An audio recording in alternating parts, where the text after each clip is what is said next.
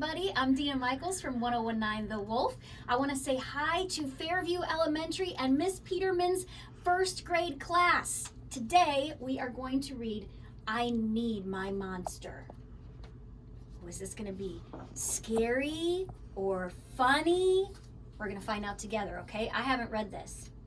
Tonight, when I looked under the bed for my monster, I found this note instead. Gone fishing, back in a week, Gabe. What was I going to do? I needed a monster under my bed. How was I supposed to get sleep if my monster was gone? I tried to sleep, but it wasn't the same without Gabe.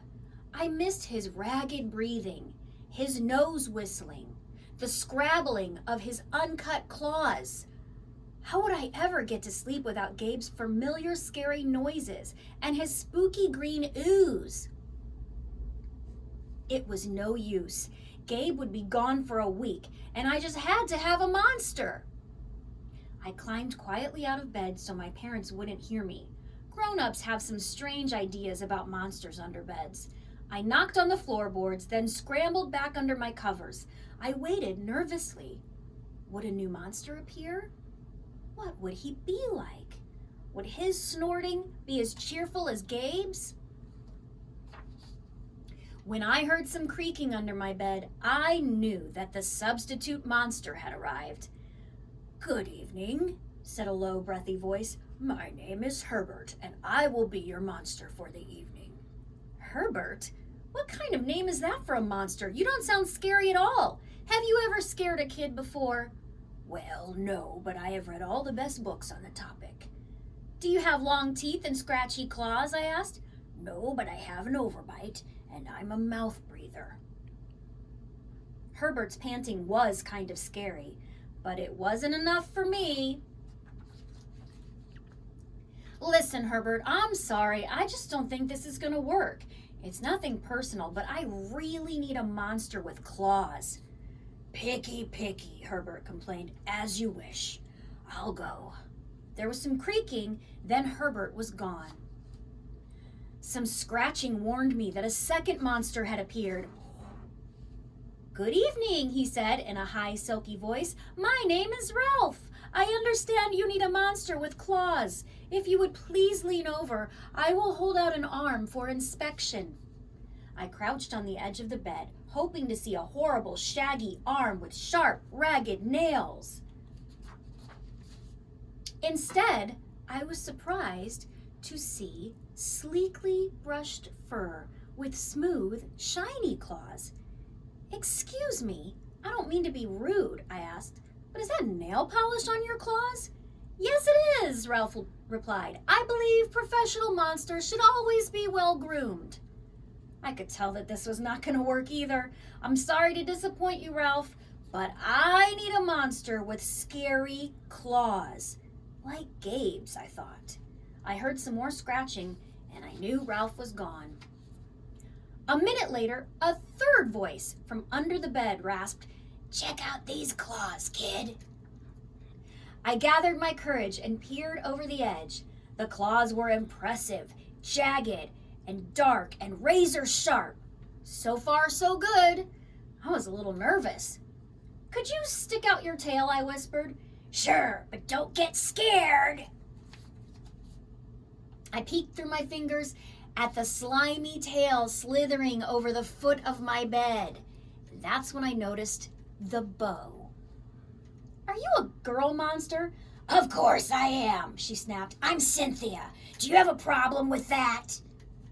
Yeah, I do," I admitted. "I definitely need a boy monster. Boy monsters are for girls, and girl monsters are for girls. Oh, did I say that wrong? Boy monsters are for boys, and girl monsters are for girls. Everybody knows that." "Well, aren't you a picky one?" she sniffed, and then she was gone. Was I being too picky? No. I knew that my monster needed to be well-clawed and menacing. The whole point of having a monster, after all, was to keep me in bed, imagining all the scary stuff that could happen if I got out. Then I heard a shuffling noise and some slobbering. A fourth monster was under my bed. "Hey, the name's Mac." One look at his claws proved that Mac was a big, scruffy boy monster. I shivered. Maybe this one would work out. Those are excellent claws, but do you have a long tail? I leaned over to see. No, my tail is stumpy. But I do have an unusually long tongue. Why would I be afraid of a long tongue? I asked. Oh, I don't know, he said, trying to sound terrifying. You never know when I might lick you. I fell back on the bed laughing. Well, if you're not even going to try to work with me, Mac whined. I held in my giggles. I really don't think you should send me away, he warned. Kids who reject 5 monsters in one night. I did not reject 5 monsters tonight, I interrupted. My regular monster went fishing. Fishing, eh? Maybe he just left because you're so picky. Fine, I'm out of here. But I wouldn't expect another monster tonight if I were you. How was I ever going to get to sleep without my monster? I was surprised to hear more creaking under the bed, loud creaking with scratching. I thought no monsters were going to appear tonight. No more monsters. Sorry I'm late, kid. Whew, it was Gabe. I thought I would enjoy fishing, but I didn't, he explained. Those fish scare too easily. No challenge at all. You, however, are challenging, my friend. You're almost too afraid, too old to be afraid of monsters. You keep me on my toes. Ah, toes, a delicious snack. The bed quivered as Gabe's stomach rumbled with hunger. Now, if you don't mind, I'd like to start the evening with an ominous puddle of drool. I peeked over the edge of the bed. Green ooze spread soundlessly from underneath. Then the bed trembled as Gabe unfurled his spiked tail. He was daring me to guess where he might pop up. I shivered. So you had some substitute monsters tonight, Gabe said, sharpening his claws on my bedpost. Were you scared? Then Gabe started tapping. I could tell he wanted to know if I still needed him. No other monster can scare me like you, I giggled, diving under my covers and pulling them up tight. Through the blanket, I heard Gabe's soft, comforting snorts. Ha, I knew it. We're made for each other, he growled. When my blanket started to slip off the bed, I knew Gabe was ready to eat. Now, if you could please stick out your foot, he said. I'd like to nibble your pinky. I yanked my blanket back up and scrunched my feet in so Gabe couldn't get them. No toes tonight. But you can have this, I offered, pushing a pillow off the bed. I didn't even hear it hit the floor.